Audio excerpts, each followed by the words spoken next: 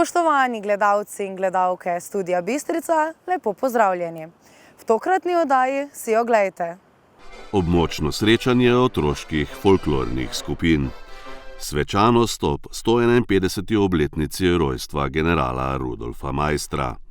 Slovesnost ob 30. obletnici delovanja Društva kmetic Slovenska Bistrica. Nogometaši Bistrice v četrtfinalu slovenskega pokala izpadli proti Kopru. V kulturnem domu na Zgornji Poskavi je pretekli četrtek potekalo območno srečanje otroških folklornih skupin.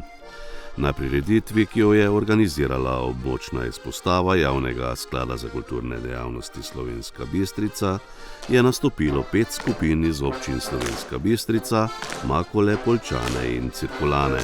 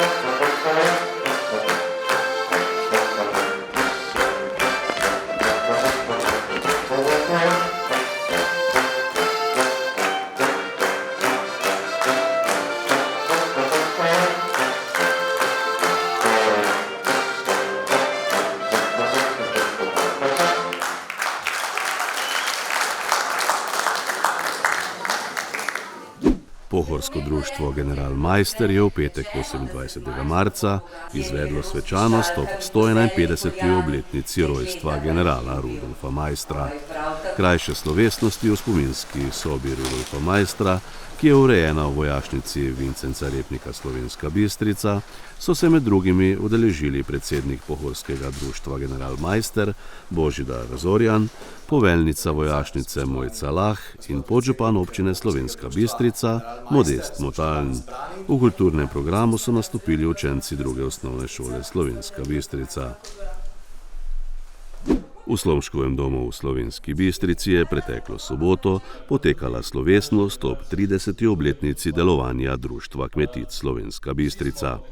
Na prireditvi so tudi uradno predstavili kuharsko knjigo Po kruhu zadiši, ko kuhaš naše jedi, ki so jo članice društva izdale o pomoči Ljudske univerze Slovenska Bistrica. Izdaja knjige je seveda super uspeh vseh nas, za kar se zahvaljujem vsem članicam, ki so sodelovali pri ustvarjanju naše knjige.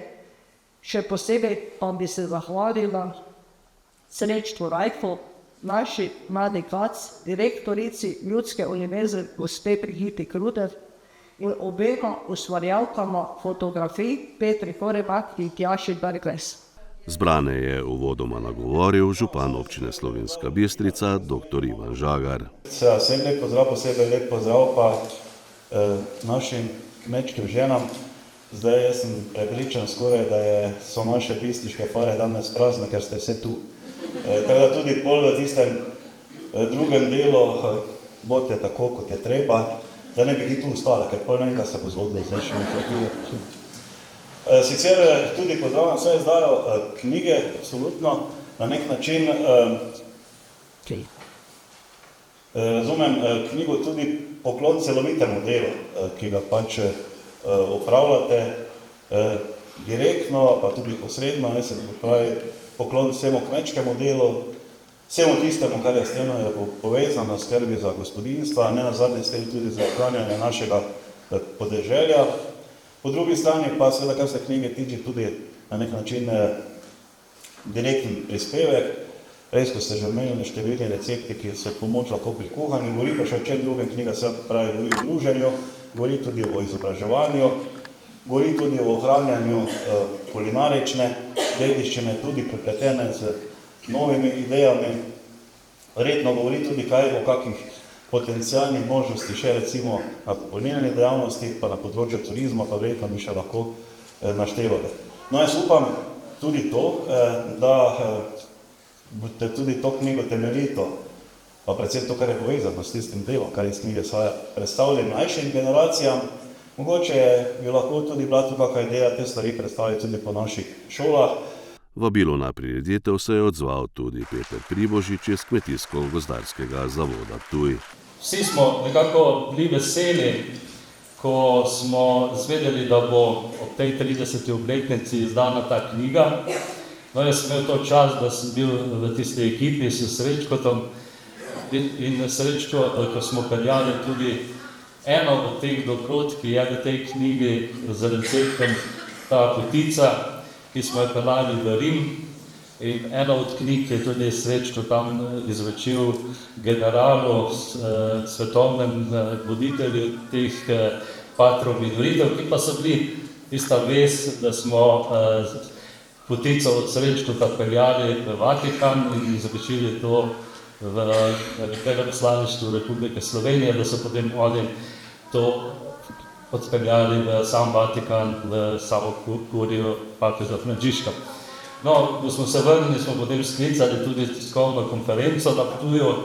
Takrat je postal Srečko še bolj znan, predvsem pa je takrat bila tudi promovirana preko vseh teh televizij in radijskih postaj, tudi knjiga, ki je nastala tukaj, kot je bila že predstavljena, in seveda iskrena čestitka, seveda ob 30-letnici, iskrena čestitka pa tudi za to knjigo, ki ohranja to, kar ve neposredno vsak dan kuhate. Prireditev so popestrili z bogatim kulturnim programom.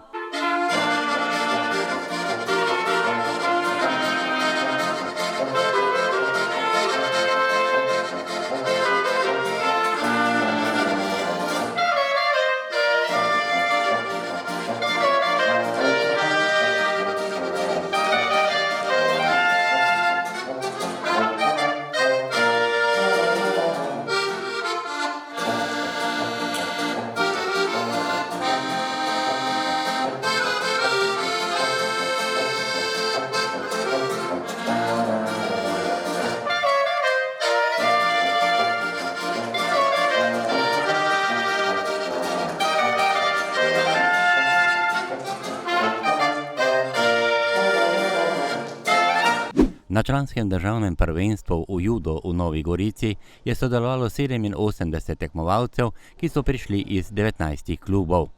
Na prvenstvu so se odlično odrezali tudi judoisti Impola, ki so domov prinesli 6 kolajn, 2 zlati, 2 srebrni in bronasti. Naslova državnega prvaka sta se na primorskih Blazinah veselila David Štarkelj in Anej Dukarič. David Štarkelj, aktualni športnik leta občine Slovenska Bistrica, je v kategoriji do 60 kg osvojil že 11. naslov državnega prvaka. V bistvu vzel sem kot trening tekma, šel sem do 60, moja primarna kategorija. Sicer najprej smo se zmenili, da bom šel v kategorijo više 66, ampak potem sem bil mesec nazaj bolan in so mi kile padle in še zdaj pred treningom imam 62 kg, tako da pa nima smisla, te 2 kile sem že poahto in sem šel 60. Ja, vrel tekma, sicer finalo sem že zgubil na Vazari, pa se je pa kar vrel poklopil. Po državnem naslovu pa pridejo v spredje mednarodni nastopi z glavnim ciljem, evropskim prvenstvom, ki bo konec aprila v Podgorici v Črni Gori. Svoj prvi naslov državnega prvaka pa je v kategoriji do 73 kg osvojil Anej Dukarič. Ta je v finalu odspravil klubskega kolega Miho Brenceta. Borbe so bile kar težke, smo se tudi kar nekaj časa pripravljali za to državno prvenstvo. V bistvu v tej naši kategoriji smo bili 4 z našega kluba v polfinalu, teda sem se in v polfinalu in v finalu pomeril z v bistvu sotekmovalcem z našega kluba. Zdaj je pač meni uspelo biti prvi, tako da sem zelo vesel za ta uspeh. Miha Brence pa je z drugim mestom v kategoriji do 73 kg kot dosedanji zbirki zlate in bronaste dodal še srebrno kolajno. Pot je bila zelo težka, sem mogel premagati 2 nasprotnika, sicer sem bil nosilec, to pomeni, da sem lansko leto že imel medaljo na državnem prvenstvu in sem bil prvo kolo pisan naprej, teda sem imel eno borbo manj. Drugače pa, ja, bile so dobre borbe, edina škoda tiste finalne borbe je bila zelo napeta, saj se zelo dobro poznamo z Anejo. 18-letni Timotej Kos je v kategoriji do 90 kg prišel vse do finala, na koncu pa je moral priznati premoč tekmecu. Do samega finala sem zmagal 2 borbe. Prvo borbo sem zmagal z metom v Sotogari, drugo borbo sem pa zmagal na kazni, kjer sem premagal lanskoletnega državnega prvaka. Kakšne imaš ambicije, cilje v tem letu? V letošnjem letu je cilj se uvrstiti na evropsko prvenstvo. Zdaj še imam 3 tekme, kjer lahko sežem to normo. Člansko državno prvenstvo je bil nek dober pokazatelj, da sem na pravi poti. Se je bila to prva medalja v moji karieri, pač v članski kategoriji. Zbirko kolajn Impolovih judistov sta s 3. mestom dopolnila Rok Plešnik, ki je bil bronast do 73 kg, in Gal Blažič, ki je v kategoriji do 66 kg okoli vratu obesil kolajno bronastega sijaja. Sicer sem zdaj prišel na prvo tekmo po poškodbi in na prvo tekmovanje v novi višji kategoriji. Tudi bilo je to prvo člansko državno prvenstvo za mene, tako da v bistvu dober rezultat. Judo klub Impol je tako z 6 kolajnami osvojil prvo mesto v moški konkurenci. Kot prvo res ponosen na fante, čeprav se je malo zalomilo, pričakovali smo vseeno 4 zlate medalje, od tega smo zdaj osvojili 2, ampak vseeno zavidljiv rezultat, zadovoljni. Uspešen rezultat judoistov Impola na posameznem državnem prvenstvu je dobra popotnica za uspešno nadaljevanje tekmovalne sezone. Nogometaši Kopra, ki sedaj igrajo pod taktirko novega trenerja Slaviše Stojanovića, so četrtfinalni dvoboj slovenskega pokalnega tekmovanja odigrali v Slovenski Bistrici. Drugoligaško zasedbo KTM Impol Bistrico, ki jo sklopi vodi Robert Pevnik, so premagali z 2-0 in se tako vrstili v polfinale pokala Slovenije. Res je, pričakovali smo, da ne bo lahko. Poznam trenerja, poznam njegovo filozofijo, vem, kako pripravlja svoje ekipe, posebej na domačem igrišču. Malce tudi ponagajal veter, ne ravna površina, ampak kljub vsemu vedeli smo, da bo težko, občutili smo na svoji koži, da ni lahko. V nekaterih momentih, predvsem v začetku drugega polčasa, smo imeli tudi nekaj sreče, se je domačin imel izredno priložnost. Tako da, ampak v pravem trenutku smo zadeli, potem še enkrat in mirno potem pripeljali tekmo do konca. Varovanci trenerja Roberta Pevnika so pred več kot 1000 gledalci dobro parirali renomiranemu nasprotniku. Imeli so priložnosti, v kateri bi lahko spremenili začetni rezultat. Vse do 70. minute so imeli vozovnico za napredovanje še vedno aktivno. Vendar pa je takrat v športnem parku v Slovenski Bistrici udarila bratska naveza. Deni in Tomi Jurič za vodstvo Kopra z 0:1. Kot se je na koncu izkazalo, je bil to tudi usodni trenutek za slovo Bistričanov v četrtfinalu tega prestižnega tekmovanja. Najbolj me veseli, da je Koper ni imel odgovora na našo agresivnost, da jim nismo pustili iznesti žogo, smo bili zelo agresivni, normalno, da kdaj jim je to uspelo zaradi individualne kvalitete, ampak na koncu pa smo imeli več priložnosti. Oba zadetka na tekmi sta padla v zadnjih 20 minutah igre, ko sta gola za zmago dosegla Tomi Jurič v 70. minuti in v 85. minuti iz prostega strela Denis Popovič. Vedeli smo, da bo težek nasprotnik. Še enkrat čestitam na zmago in želim jim prvenstvu vse najboljše do konca. Kar se tiče same tekme, ja, priložnosti na obe dve straneh. Malo tudi igrišče ni dovolilo dobre igre, ampak na koncu mislim, da so lahko tudi navijači zadovoljni. Videli so dva lepa zadetka, priložnosti na obe dve straneh, lepe obrambe tako našega kot domačega vratarja. Mislim, da je ena lepa tekma. V prvem polčasu so na začetku pobudo prevzeli gostitelji, ki so brez sramu zapretili metodo Jurharju. V glavni vlogi pa najboljši strelec druge lige z 12 goli Stanislav Krapuhin in Nejc Bračko. V 6. minuti Erjavšek zmagovalec odbobojo s Filipejem. Matondo poizkuša v 10. minuti za goste. V 25. minuti Filipe ogreva dlani Erjavšku. Do konca polčasa še dva poizkusa Tomija Juriča. V drugem polčasu, ki sta ga zaznamovala zadetka in menjave na obeh straneh, je krasno priložnost zamudila naveza Bračko Jelen. Vse pravim, priigrali smo si priložnosti, ta je bila tudi ena izmed lepih situacij, ampak to zdaj po tekmi je težko govoriti v tistem trenutku. Ja, lahko bi zaključil, jaz sem se odločil za podajo, sem videl, da je soigralec Jaša v boljšem položaju, kot sem bil sam in žal škoda, da nismo zabili iz te situacije, bi bila tekma čisto drugačna. V nadaljevanju je poizkusil El Monsuri. 3 minute za njem pa Jaša Jelen. V 70. minuti 0:1 Tomi Jurič. Menjave v domači zasedbi so še stopnjevale pritisk proti golu gostov. V 85. minuti pa prosti strel za Koper, ker je svoje mojstrstvo z Evrogolom potrdil Denis Popovič.